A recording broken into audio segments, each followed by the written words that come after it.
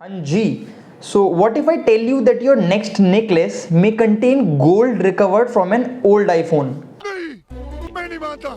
Yes, you have heard it right. Last year, world's largest jewelry maker by volume, the Danish Pandora, announced that by 2025, all of its jewelry would be made from recycled gold and silver. And the major share would come from electronic wastes. अब electronic waste क्या होता है? Electronic waste are basically those devices जो या तो पुराने हो जाते हैं, या टूट जाते हैं, या इंडिया पाकिस्तान के मैच के बाद तोड़ दिए जाते हैं.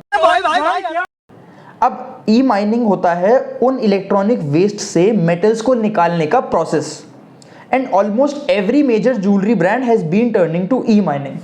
तो सवाल ये पैदा होता है कि ऐसा हो क्यों रहा है. Now let's start with some interesting reasons. So the first is by 2025 electronic waste management sector in India will create around 4.5 lakh jobs.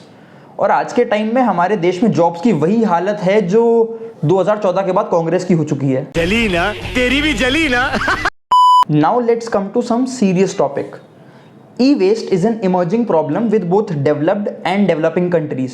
क्योंकि जाहिर सी बात है जितना आपका आईटी सेक्टर बूम करेगा उतना ज़्यादा इलेक्ट्रॉनिक वेस्ट का जनरेशन होगा. इनफैक्ट अगर मैं इंडिया की बात करूं तो जहां एक तरफ हमने अकॉर्डिंग टू वर्ल्ड बैंक दुनिया की टॉप 5 इकोनॉमीज में अपनी जगह बना ली है, तो वहीं दूसरी तरफ एनवायरमेंटल कंजर्वेशन के मामले में हम दुनिया की बॉटम 5 कंट्रीज में से हैं, that too according to World Bank. So दोनों आंकड़े वर्ल्ड बैंक के हैं, नो इंटरनेशनल कॉन्स्पिरेसी.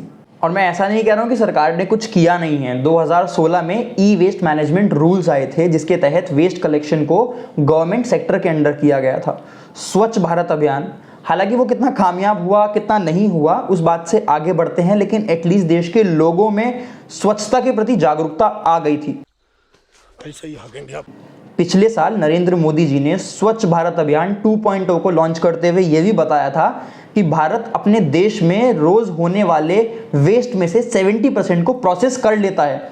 यानी जितना वेस्ट हम डेली प्रोड्यूस कर रहे हैं उसके 70% को हम रिड्यूस, रीयूज, रिसाइकल कर लेते हैं. लेकिन इतना कुछ हो जाने के बावजूद अभी हमें कितना काम और करना है इसका अंदाजा आपको सिर्फ इस छोटे से फैक्ट से मिल जाएगा कि कोविड पैंडेमिक शुरू होने से आज तक हमारे देश में कोविड की वजह से 5.3 लाख जाने गई हैं, 5,30,000 के आसपास.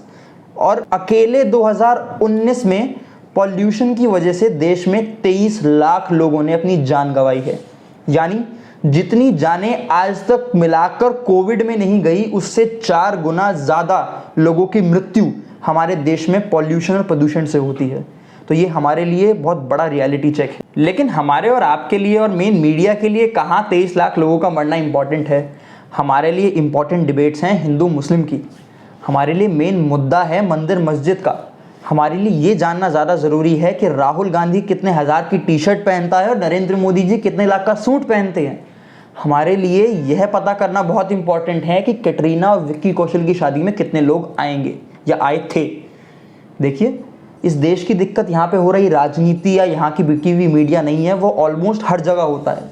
यहाँ की दिक्कत है हमारे और आप जैसे युवा जिनको पता है कि मीडिया बिकी हुई है लेकिन हम उसके बाद भी उसी कंटेंट को कंज्यूम कर रहे हैं. तो एक बार सोचिएगा ज़रूर.